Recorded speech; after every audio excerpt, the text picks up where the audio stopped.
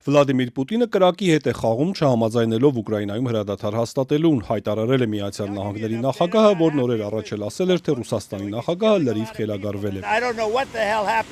Դոնալդ Թրամփը սոցցանցում այսօր գրել է, որ եթե չլիներ ինքը, ապա Ռուսաստանի հետ շատ վատ բաներ տեղի կունենային։ Եվ ես նկատի ունեմ իսկապես շատ վատ բաներ, նա կրակի հետ է խաղում։ Արձագանքելով Ռուսաստանի անվտանգության խորհրդի փոխնախագահն ասել է, թե ինքը գիտի միայն մեկ վատ բան՝ երրորդ համաշխարհային պատերազմը։ Հուսով եմ Թրամփը հասկանում է սա, սոցցանցում սպառնացել է Դմիտրի Մեդվեդևը։ Մեդվեդևին էլ իր հերթին արձագանքել է ԱՄՆ նախագահի հատուկ բանագնաց Քիթ Քելոգը, ասելով, որ երրորդ համաշխարհայինի շուրջ վախերը սրելու նրա փորձն անխոհեմ է եւ հարիր չէ գերտերությանը։ Fox News-ի հետ զրույցում էլ Քելոգը հաստատել է, ուկրաինական կողմից ստացել են խաղաղության համաձայնագրի հուշագրի տեքստը, սպասում են Մոսկվայի պատասխանին։ Ամերիկացի պաշտոնյան նաեւ բացատրել է, թե ինչ է նկատի ունեցել Թրամփը, ասելով, թե Պուտինը կրակի հետ է խաղում։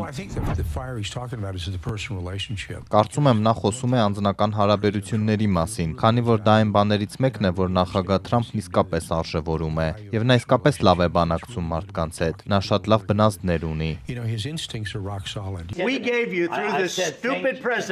ԱՄՆ պետդեպարտամենտի մամուլի խոսնակն իր հերթին ասել է, որ Պուտինի մասին նախագահ Թրամփի վերջին հայտարարությունները չպետք է ընդունել որպես հիասթափության նշան։ Թեմի Բրյուսի խոսքով դրանք մի մարդու հայտարարություններ են, որը ցանկանում է վերջ դնել պատերազմին։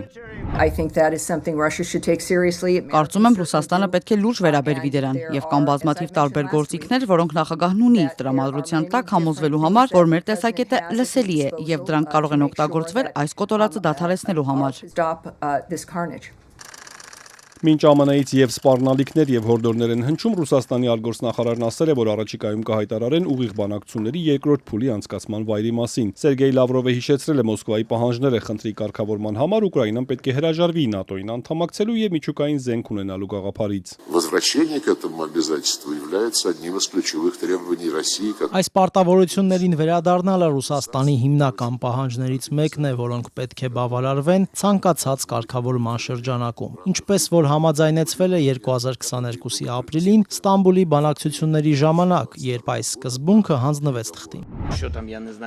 Ուկրաինայի նախագահն էլ ասել է, որ Մոսկվան առաջարկել է ուղիղ բանակցությունների երկրորդ փուլն անցկացնել Բելարուսում, ինչն անընդունելի է Կիևի համար պատերազմին այդ երկրի մասնակցության պատճառով։ Վլադիմիր Զելենսկին առաջարկել է ընտրել ավելի չեզոք տարածք՝ Թուրքիա, Շվեյցարիա, Վատիկան։ Նա նաև առաջարկել է անցկացնել երկկողմ հանդիպում իր, Թրամփի եւ Պուտինի մասնակցությամբ։ Եթե Պուտինը չի ցանկանում երկկողմ հանդիպում կամ եթե բոլորը ցանկանում են, որ այն լինի երկկողմ, ես դեմ չեմ, պատրաստ եմ ցանկացած ձևաչափի, նշել է նա։ Կրեմլի խոսնակն իր հերթին հայտնել է, որ խաղաղության համաձայնագրի հուշագրի ռուսական տարբերակի վրա աշխատանքն արդեն վերջին փուլում է, իսկ բանակցությունների հաջորդ վայրը դեռ որոշված չէ։ Դմիտրի Պեսկովը նշել է, որ նախագահների մակարդակով հանդիպումը պետք է լինի պատվիրակությունների միջև կոնկրետ պայմանավորվածությունների արդյունք։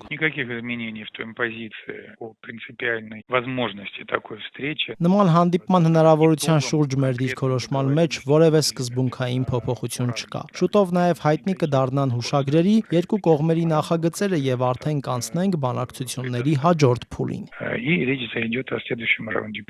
Պեսկովը չի մեկնաբանել Թրամփի վերջին հայտարարությունը, միայն շնորհակալություն է հայտնել նրա միջնորդական ջանքերի համար։